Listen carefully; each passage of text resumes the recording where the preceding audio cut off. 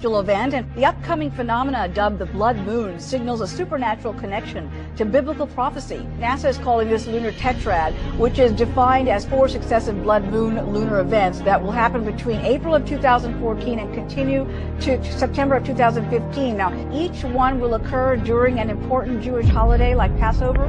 These celestial happenings have taken place only a handful of times over the past 2,000 years, but the last 3 events coincided with historic events that began in 1493 and ended in 1967 with the advent of the Six-Day Arab-Israeli War. And now to something out of this world, a very rare space event. It's just days away. A comet named Siding Spring will fly close to Mars, within 140,000 kilometers, in fact. That's about a third of the distance between the planet also means, very concretely, our very survival. We are, all of you know it, on the edge of a climatic abyss. In fact, we have 500 days to avoid a climate chaos. We have 500 days to avoid a climate chaos. Very important issue of climate change, climate chaos, and we have, I said that we had 500 days to avoid climate chaos. There's a giant asteroid flying towards Earth. Detected by a Russian robotic telescope, it's one of the largest and most dangerous space rocks approaching our planet's orbit. RT's Murad Gaziev looks at the threat from the void. Humanity's last experience with a large asteroid was painful. Almost 2 years ago, the Chelyabinsk meteor, traveling at 19 kilometers a second, exploded in the skies above Russia. The blast was dozens of times more powerful than an atomic bomb.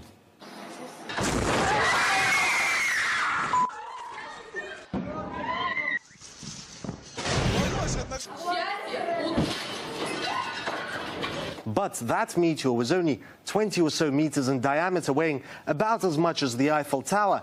This new asteroid is an entirely different story. It's 20 times bigger, the size of a village, weighing millions of times more. If this asteroid, for now called 2014 UR116, flew into our atmosphere, it wouldn't just burn up in the air and shatter windows.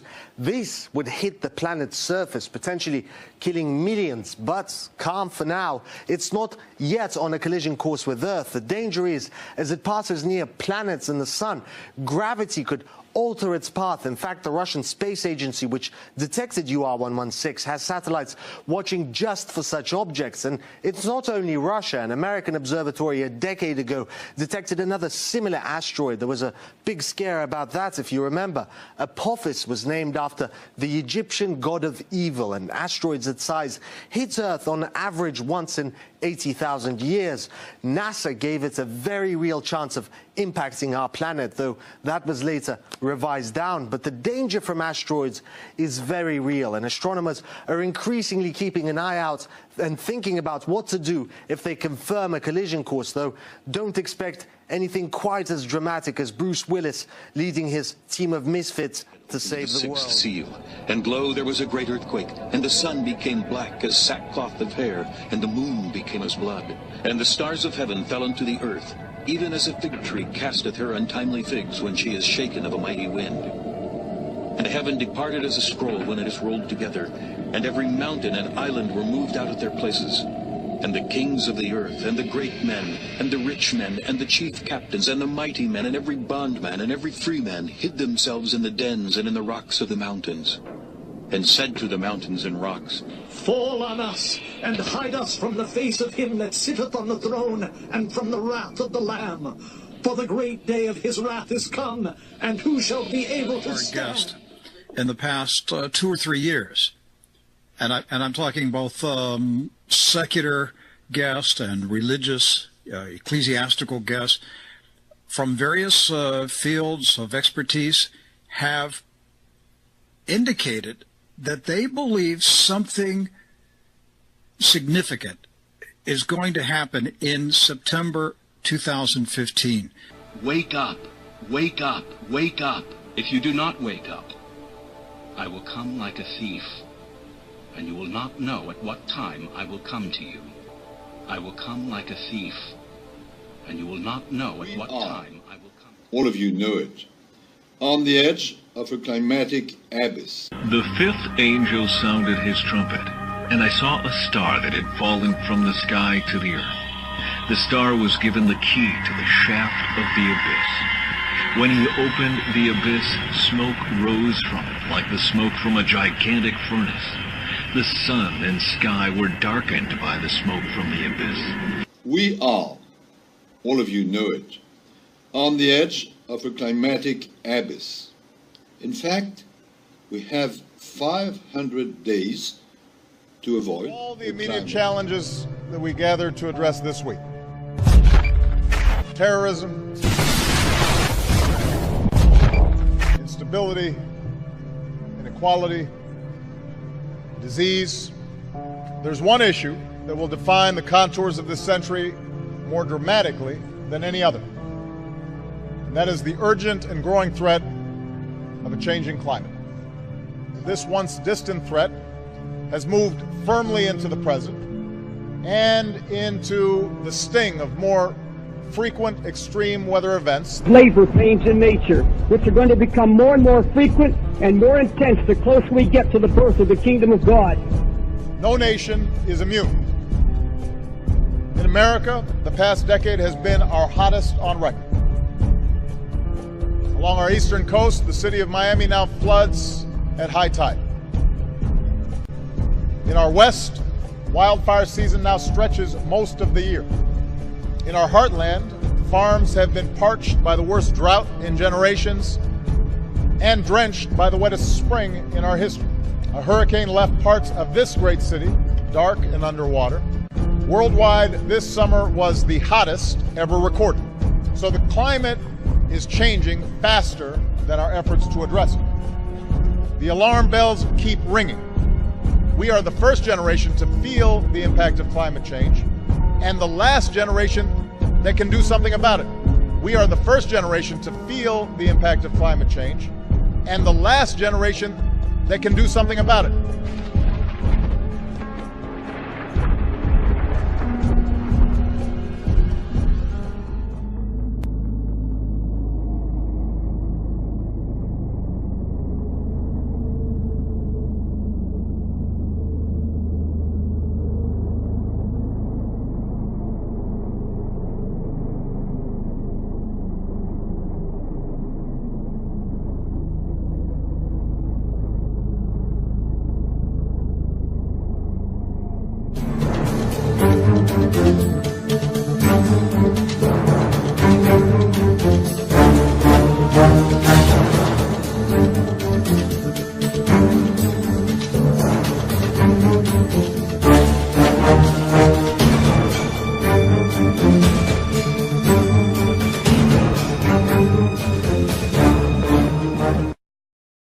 I must admit I find it frustrating when people say that if Nibiru was real, why hasn't it been in the news? Well, it has been. But the problem is that most of these people watch the 6 o'clock news, or skim through a newspaper, or look at a single news website on their way to work. Most of the 6 o'clock news programs last about 30 minutes. In that 30 minutes, you get about 4 minutes of local news, 2 minutes of international news, 4 minutes of sport, 3 minutes of weather, and then they finish off with a 2-minute feel-good news story like people riding their bikes in the park in the nude. That is about 15 minutes of so-called news. The rest of the 30 minutes is taken up by advertisements from their sponsors. Then let's not forget that 90% of all news, that is TV, radio, newspapers and internet, are all owned by 6 corporations. So they really control what you hear and see.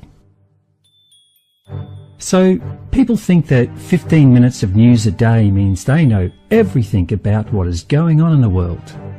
Then they come and question me like I know nothing, yet I source about 4 hours of news per day from over 20 news agencies, most of which are independent. Astonishing. The other problem is many people expect to be spoon-fed these days. They are either too lazy or too dumbed down to search for things themselves.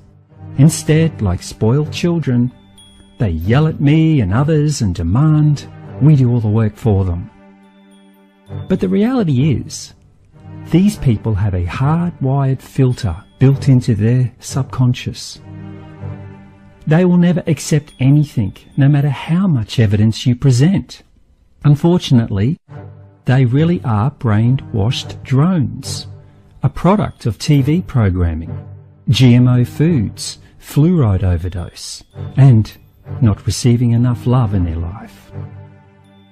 So really, this video is for those that are willing to accept the evidence with an open mind. For the record, many studies have proven that the more open-minded a person is, the longer and happier their lives are. The government, NASA, and their public voice, the mainstream media, will never come straight out and say a doomsday planet is headed our way, run to the hills. They will, however, reveal it to those in the know through coded speeches and disinformation news reports. Disinfo is when you take, say, 60% of the truth and mix it with 40% lies. This confuses people. It divides the population and no one can be sure which part is true. That way, when everyone sees Nibiru in the sky and demand why NASA did not warn us, NASA can say, "Oh, but we did tell you all about it. Oh, but we just got some of the data wrong." That said, there was a very open, probably a test piece to see how people would react to it, article in March 2010. It was in the NASA-published Getting Wise About Nemesis. This is the sort of article that would only be read by insiders and persistent researchers like myself.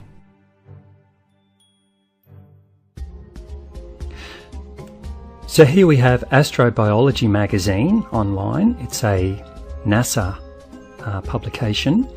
And this article, Getting Wise About Nemesis, which was by Leslie Mullen, published in March 11, 2010. So it starts with saying, a dark object may be lurking near our solar system, occasionally kicking comets in our direction. Nicknamed Nemesis, or the Death Star, this undetected object could be a red or brown dwarf star, or even a darker presence several times the mass of Jupiter. So what they're basically going on about here, we've got a paleontologist called David Rupp and Jack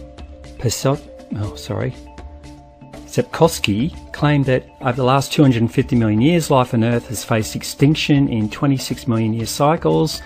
Astronomers propose common impacts as a possible cause of these catastrophes. Well, they're correct that the dinosaur extinction was a result of Nibiru coming too close to the Earth. Then later on, of course, the flood of the Bible was another time it came a little bit too close. It goes on to say, our solar system is surrounded by a vast collection of icy bodies called the Oort cloud. If our sun were part of a binary system in which two gravitationally bound stars orbit a common centre of mass, this interaction would disturb the Oort cloud on a periodic basis, sending comets whizzing towards us. And this is exactly what I've been saying all along, that Nemesis is a dwarf star that is a binary star to our own sun. Okay, so the two actually revolve around each other. It's just that Nemesis is on a massive elliptical orbit. Okay, so it actually comes into our solar system every 3,600 years, plus or minus 100 years. Okay, it just goes on. That's a good picture showing next to that sun there's a brown dwarf. Now we've got James Matess. He's Emeritus Professor of Physics at the University of Louisiana at Lafayette. Suspects Nemesis exists for another reason. The comets in the inner solar system seem to be mostly coming from the region of the Oort cloud, and Matisse thinks the gravitational influence of a solar companion is disrupting that part of the cloud, scattering comets in our wake. So he calculates that Nemesis is 3 to 5 times the mass of Jupiter rather than the 13 Jupiter masses or greater that some other scientists think. I actually think that Matisse is spot on. 3 to 5 times is about correct. Richard Muller of the University of California of Berkeley first suggested the Nemesis theory and even wrote a popular science book on the topic. He thinks Nemesis is a red dwarf star 1.5 light years away. Well, it's not that far, but anyway. Many scientists counter that such a wide orbit is inherently unstable. Well, they're correct. Binary star systems are common in the galaxy.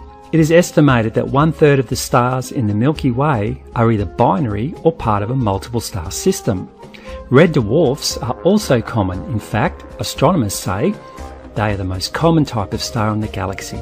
Brown dwarfs are also thought to be common, but there are only a few hundred known at this time because they're so difficult to see. Now, WISE is an acronym for Wide Field Infrared Survey Explorer. And they go on to say, they admit, they built this surveyor, put it into orbit specifically to hunt down Nemesis and Nibiru, okay? Because they've known about this since the 1980s. We now know that. So NASA is doing all they can to try and hunt it down. They're also creating machines or spacecraft, whatever you want to call it, to try and shoot down some of these asteroids that they know are going to come. And I talk about that in one of my other video series. So there you basically have it. This is quite an extensive article. It's very in-depth. It's amazing to read it, and it's amazing to see that they're using exactly the same terminology me and other researchers are using. And it just proves that some of the best brains at NASA are onto this, right? They know all about it and they're researching it. They're doing everything they can to try and find out as much as they can, which, you know, that's reassuring. However, the powers that be at NASA don't share their scientific fervour. A true scientist investigates and questions everything. But an administrative scientist is a bean counter, and he is a yes man that just does what he's told to do. So these guys ought to be commended for their hard work, and I really think they deserve a reward and public admiration for what they're doing. Anyway, I will leave the link for this article in the description. Check it out for yourself. On the 20th of January 2016, 2 NASA scientists went off the script and announced to the world that there is a massive planet on a huge elliptical orbit that is causing all sorts of upsets in our solar system. The cat was out of the bag. Therefore, NASA's Director of Planetary Science, Jim Green, a paid liar and disinformation puppet, scrambled. He gave a response to the article, but at the same time tried desperately to play it down. Possibly in his haste, he also let slip a little secret of NASA.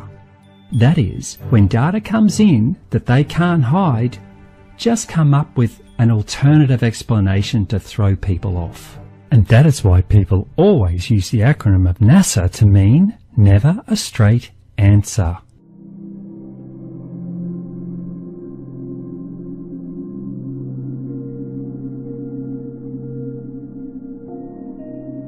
Hi, I'm Jim Green, Director of Planetary Science at NASA.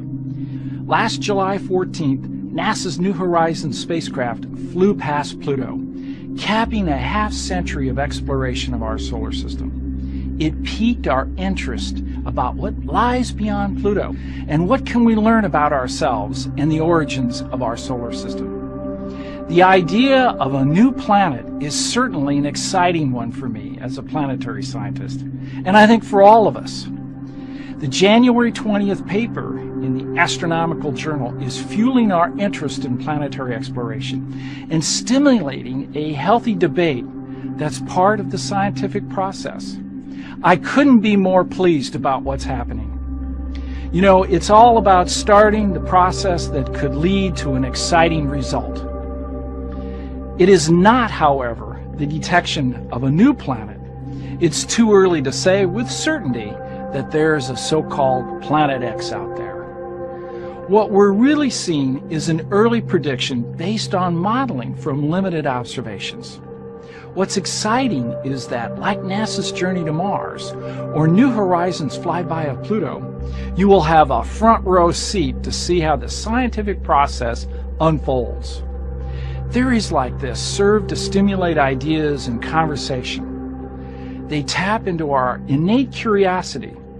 It's important for us to continue to work, and we will. Anytime we have an interesting idea like this, we always apply Carl Sagan's rules for critical thinking, which include independent confirmation of the facts, looking for alternate explanations, and encouraging scientific debate. If Planet X is out there, we'll find it together. Or we'll determine an alternate explanation for the data that we've received so far.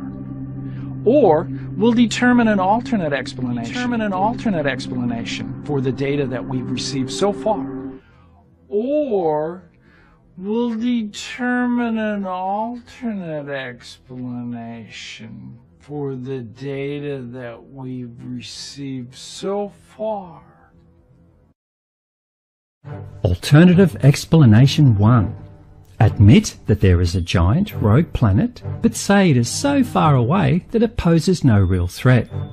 Make sure you never call it Nibiru. Give it a new name like Planet 9.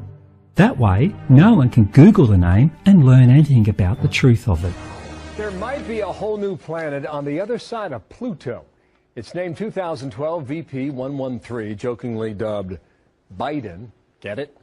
Corey Powell's editor-at-large for Discover Magazine in studio. How you doing, Corey? VP Biden. Right on. There we go. Correct on that. Two images show you. This is the arrow obviously pointing to it. But there are three dots on here. One is red, one is green, one is blue. Right. What's significant? So this is the actual discovery image. Basically, two astronomers were looking one little patch of sky very, very far away, looking for exactly this kind of thing. Stars don't move. Planets or anything that's like a planet does. So this is color-coded. This is what they saw on different nights. They're looking for one thing moving. They color-coded it to show that all these stars are staying still. This thing is moving, and the way it's moving... So this is just one... It's one object, color-coded. Is Pluto on this? Pluto's in a whole different part of the sky. So this is way out there. This is way out there. This is more than twice as far away as Pluto. Unbelievable. Why does this matter, Corey? Well, there are two ways you can look at it. I think I look at it first of all as an exploration question. That we know where we are on Earth. We've mapped our planet. Our solar system is still terra incognita. It's full of surprises. This object is something that astronomers said shouldn't even be there. There's a whole other solar system beyond the planets that we know that are full of these things that are sort of planets, sort of comets. Some of them they call dwarf planets. That's what they're calling this one. What we're seeing is we're seeing our neighborhood. We're seeing what's around us. And then the second part, we're seeing where we came from. Mm-hmm. We're seeing where we came from. Mm-hmm.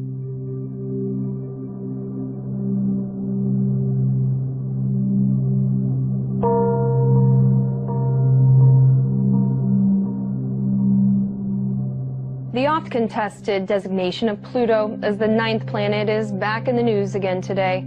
The California Institute of Technology published a study claiming they have discovered a true 9th planet beyond Pluto. For the first time in 170 years, evidence of this 9th planet was found on the far edge of the system.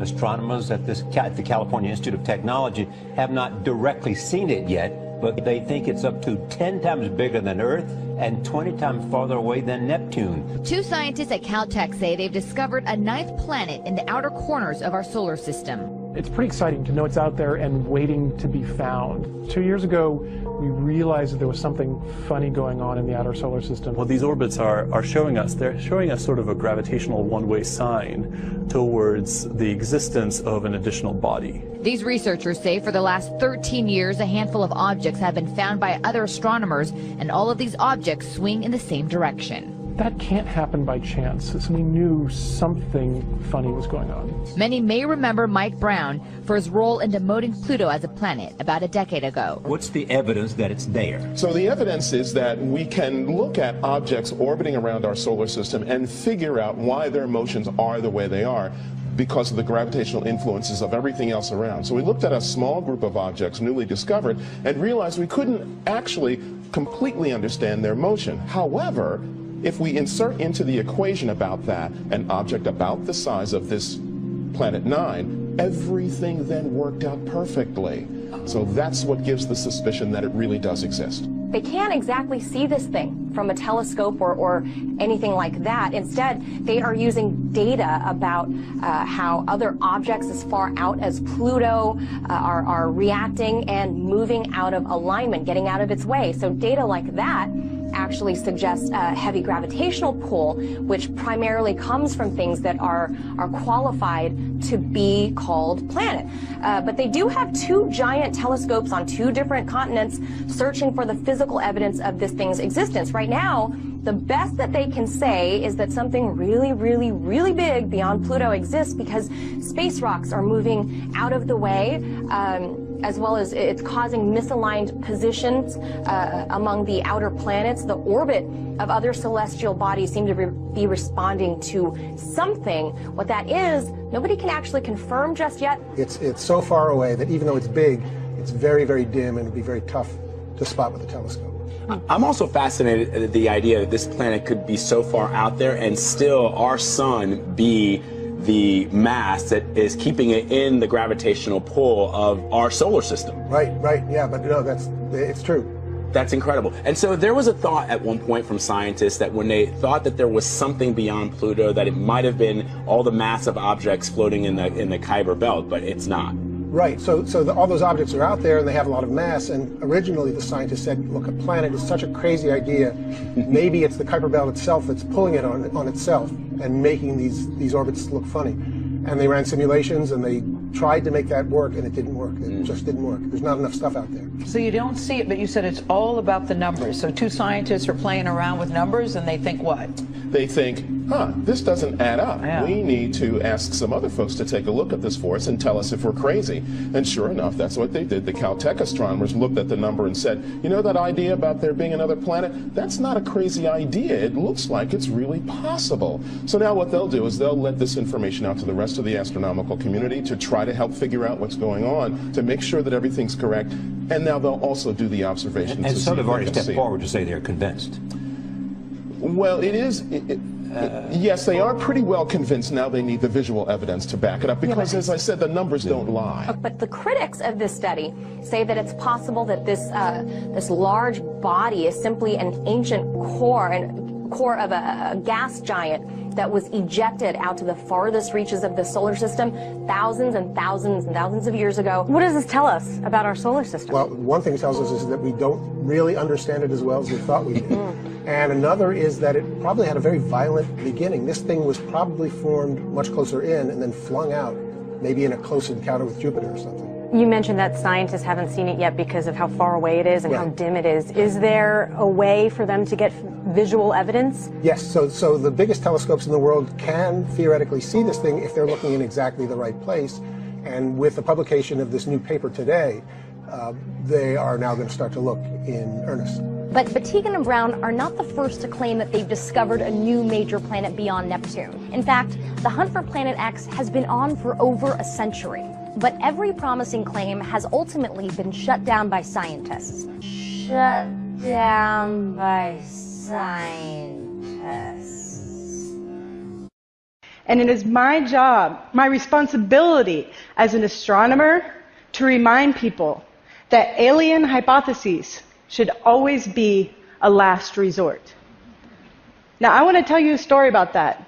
It involves data from a NASA mission, ordinary people, and one of the most extraordinary stars in our galaxy. We began in 2009 with the launch of NASA's Kepler mission. Kepler's main scientific objective was to find planets outside of our solar system. It did this by staring at a single field in the sky, this one with all the tiny boxes.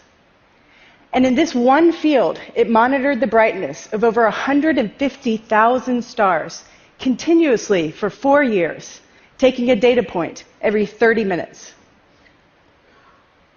It was looking for what astronomers call a transit. This is when the planet's orbit is aligned in our line of sight, just so that the planet crosses in front of a star.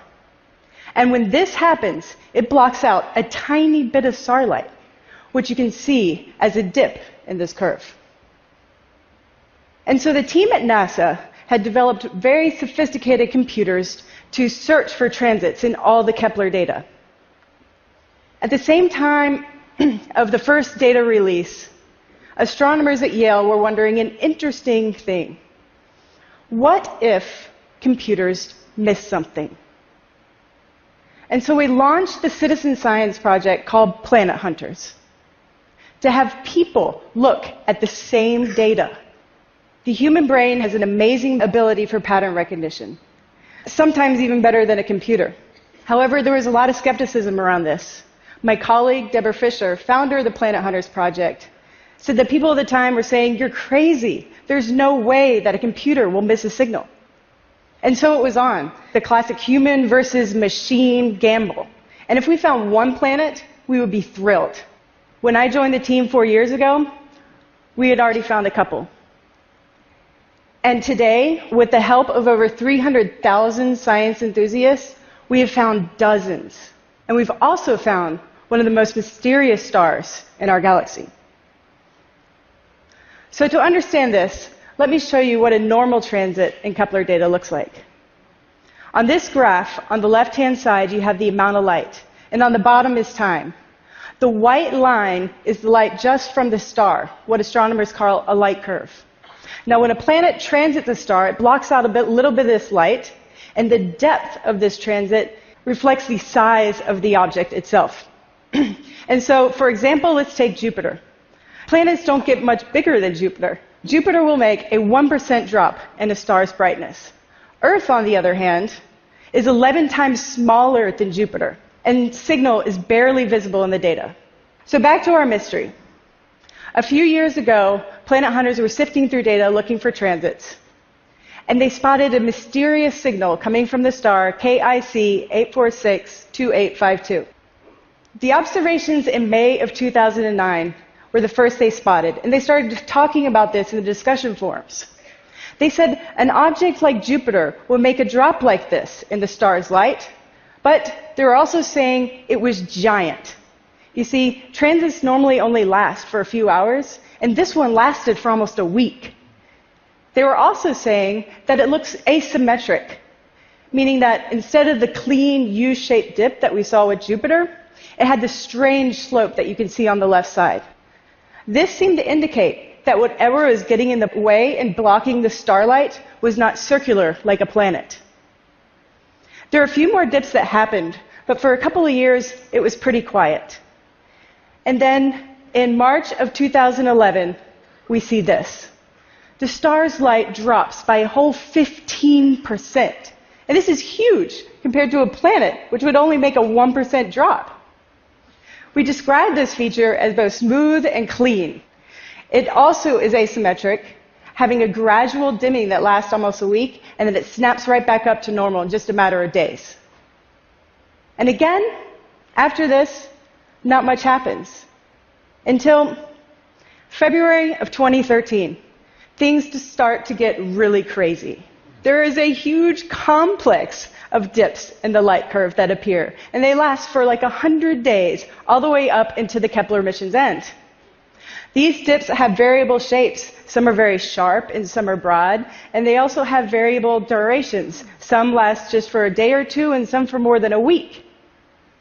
And there's also up and down trends within some of these dips, almost like several independent events were superimposed on top of each other. And at this time, this star drops in its brightness over 20%. This means that whatever is blocking its light has an area of over 1,000 times the area of our planet Earth. This is truly remarkable. And so the citizen scientists, when they saw this, they notified the science team that they found something weird enough that it might be worth following up. And so when the science team looked at it, we're like, yeah, there's probably just something wrong with the data. But we looked really, really, really hard, and the data were good. And so what was happening had to be astrophysical, meaning that something in space was getting in the way and blocking starlight. And so at this point, we set out to learn everything we could about the star to see if we could find any clues to what was going on. And the citizen scientists who helped us in this discovery, they joined along for the ride, watching science in action firsthand. First, somebody said, well, you know, what if this star was actually very young and it still had the cloud of material it was born from surrounding it? And then somebody else said, well, what if the star had already formed planets and two of these planets had collided, similar to the Earth-Moon forming event? Well, both of these theories could explain part of the data, but the difficulties were that the star showed no signs of being young, and there was no glow from any of the material that was heated up by the star's light. And you would expect this if the star was young or if there was a collision and a lot of dust was produced. And so somebody else said, well, how about a huge swarm of comets that are passing by the star in a very elliptical orbit? Well, it ends up that this is actually consistent with our observations. But I agree, it does feel a little contrived. You see, it would take hundreds of comets to reproduce what we're observing. No, it would actually take millions of asteroids. And that is exactly what I spoke about in part 2 of my series, Earth Changes Have Started, Nibiru 2016 to 2017. Nibiru must pass through the Kuiper Belt, an asteroid field between Jupiter and Mars, before it arrives here. As it passes through, it picks up and drags millions of rocks and debris from those fields. As it comes closer to Earth, many of the asteroids will be pulled free from Nibiru's tail due to the Earth's gravity and sent crashing into Earth. That has already started, and it's only going to get worse. Indeed, at least 1 month before Nibiru is even seen in the sky, we could see mass meteor showers on a global scale. Anyway, notice how she admits it is the most viable explanation, but then she waters it down, calling it contrived. And so we went ahead and published our findings. Now let me tell you, this was one of the hardest papers I ever wrote. Scientists are meant to publish results, and this situation was far from that. And so we decided to give it a catchy title. And we called it, Where's the Flux? I will let you work out the acronym.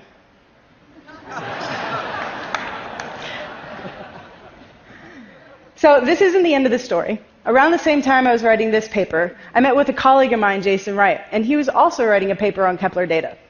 And he was saying that with Kepler's extreme precision, it could actually detect alien megastructures around stars. But it didn't. And then I showed him this weird data that our citizen scientists had found. And he said to me, "Ah, crap, Tabby. Now I have to rewrite my paper." So yes, the natural explanations were weak. Or will the telescope at the Green Bank Observatory. A couple months later, news of this proposal got leaked to the press. And now there are thousands of articles, over 10,000 articles, on this star alone. And if you search Google Images, this is what you'll find. Now, you may be wondering, okay, Tabby, well, how do aliens actually explain this light curve? Okay, well, imagine a civilization that's much more advanced than our own. In this hypothetical circumstance, the civilization would have exhausted the energy supply of their home planet. So where could they get more energy? Well, they have a host star, just like we have a sun. And so if they were able to capture more energy from this star, then that would solve their energy needs. So they would go and build huge structures. These giant megastructures, like ginormous solar panels, are called Dyson spheres. Now, this image above are lots of artists' impressions of Dyson spheres. It's really hard to provide perspective on the vastness of these things. But you can think of it this way. The Earth-Moon distance is 250,000 miles. The simplest element on one of these structures is 100 times that size. They're enormous. And now imagine one of these structures in motion around the star. You can see how it would produce anomalies in the data, such as uneven, unnatural-looking dips. Or we'll determine an alternate explanation for the data that we've received so far. Well, there you have it.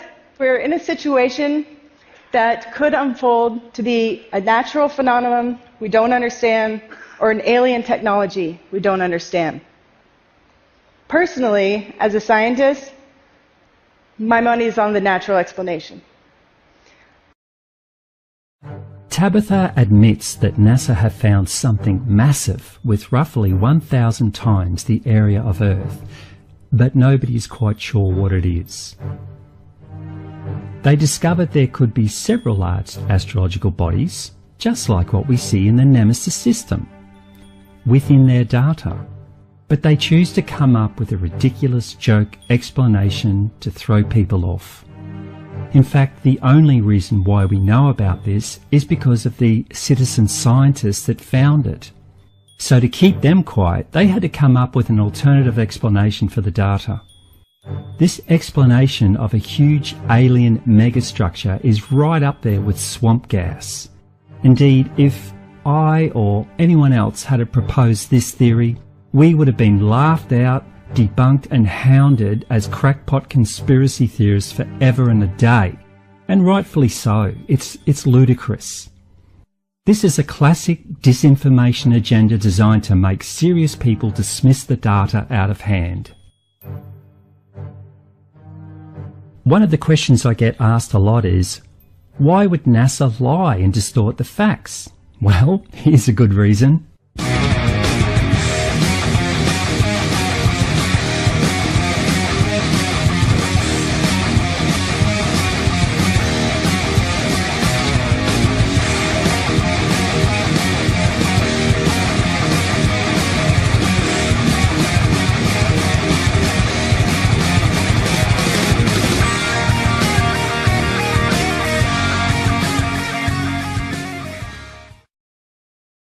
Luckily for us, the Russian government and media do not treat their population like children and admit the facts as they come to hand.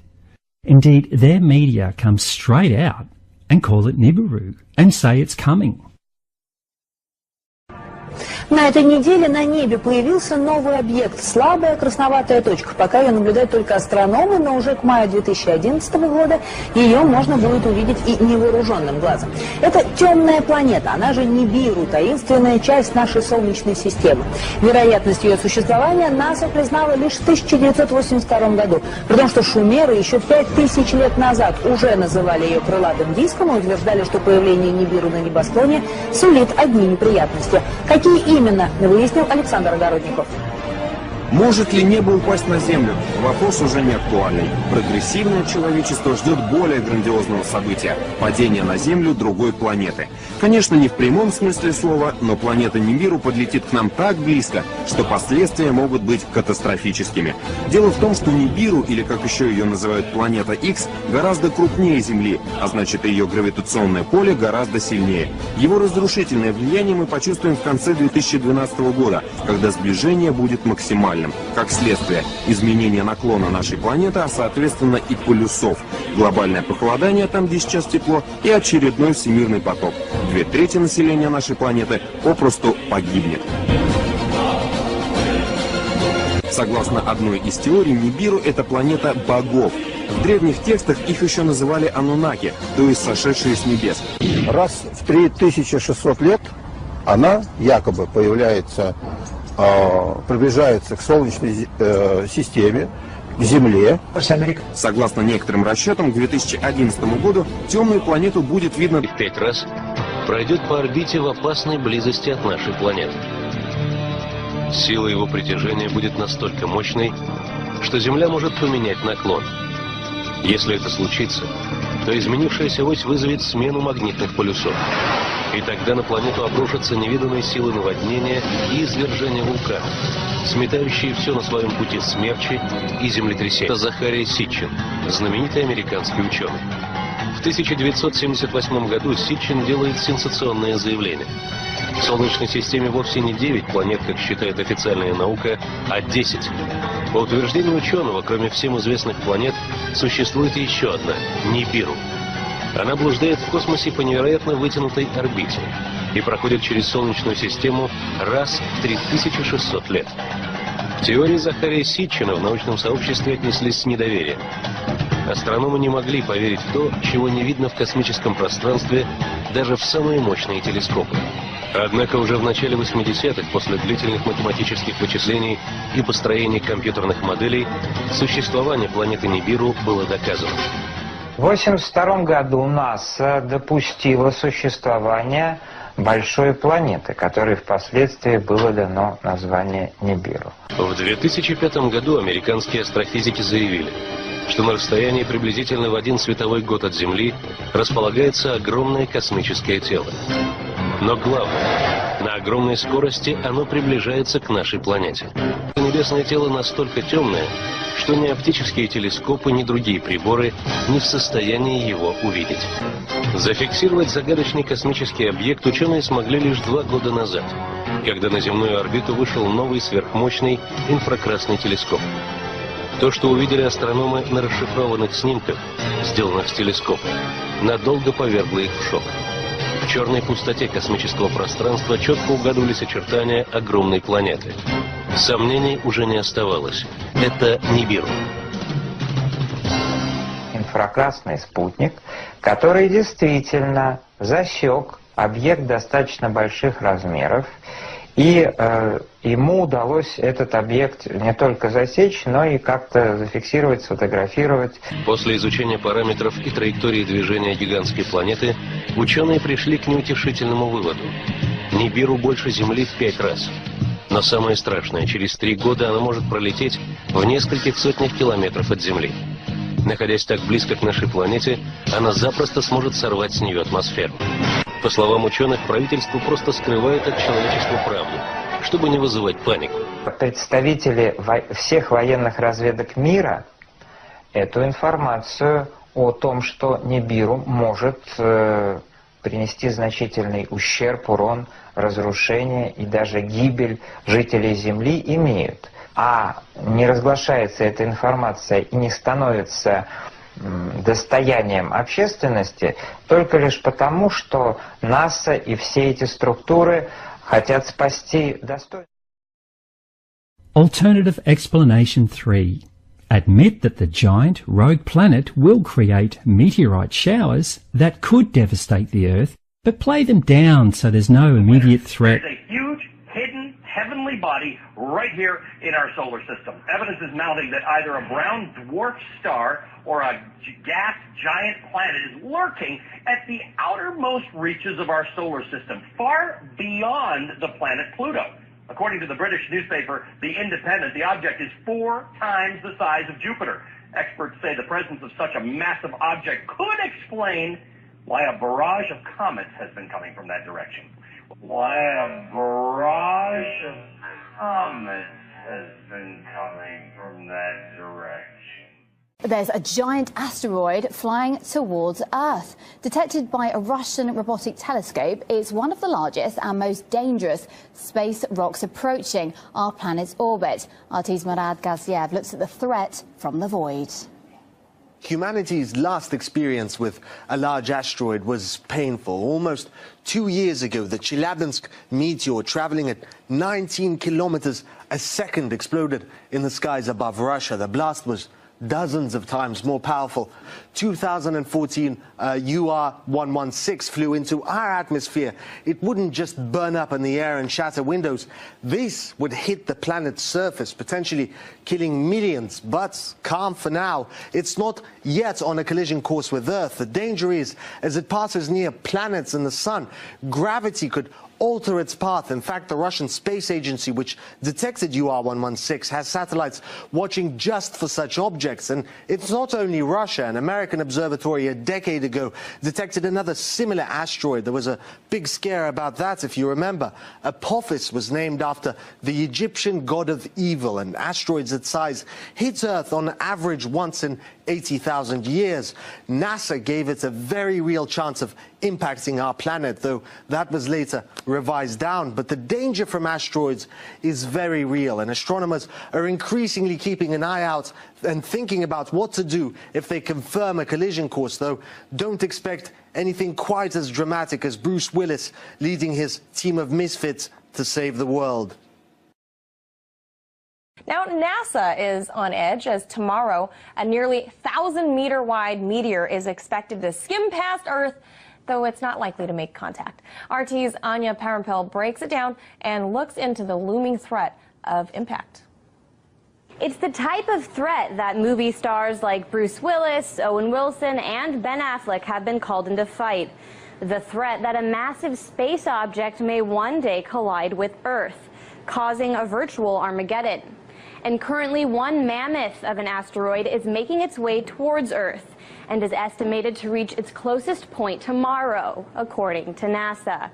Now, the asteroid, named 2014 YB35, is traveling at speeds around 37,000 kilometers, or 23,000 miles per hour, and is expected to pass by our blue planet within a 2.8 million mile radius, a distance not that grand in astronomical terms. But have no fear, the NASA-estimated 990-meter wide space rock is expected to make its journey safely, avoiding any contact with Earth. YB35 is making its celestial debut just 3 months before the first ever Asteroid Day, an event to be held on June 30th.